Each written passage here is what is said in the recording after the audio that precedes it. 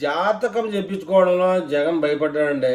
జగన్ జాతకం వీకు, బలంగా భారతీయ జాతకం అయితే సిద్ధాంతి మరీ రకరకాలుగా చెప్పారు. పిడవర్తి చెప్పిన విషయాలు ఇప్పుడు మనం చర్చిద్దాం. వైఎస్ఆర్సీపీ కేంద్ర కార్యాలయంలో ఘనంగా శ్రీ ప్రాభవ నామ సంవత్సరం ఉగాది వేడుకలు నిర్వహించారు మాజీ ముఖ్యమంత్రి మన జగన్మోహన్ రెడ్డి గారు. అయితే వైఎస్ భారతి దంపతులు ఇద్దరు పాల్గొన్నారండి. ఇంట్లో సెట్టింగ్ కాబట్టి శాస్త్రోత్తంగా పూజలు నిర్వహించి అనంతరం పిడపర్తి భాస్కర సుబ్రహ్మణ్య శాస్త్రి పంచాంగ శ్రవణం చేశారు. ఈ ఏడాది వైఎస్ జగన్మోహన్ రెడ్డి జాతకం ఎలా ఉందో చెబుతూ కీలక అంశాలు చెప్పారు. కీలక అంశాలులే పాడులే.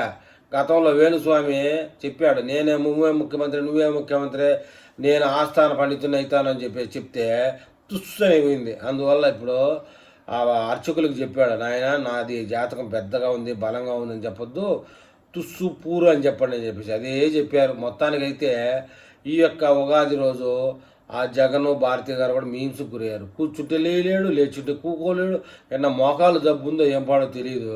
మొత్తానికైతే మీమ్స్కి కంటెంట్ బాగా ఇచ్చాడు.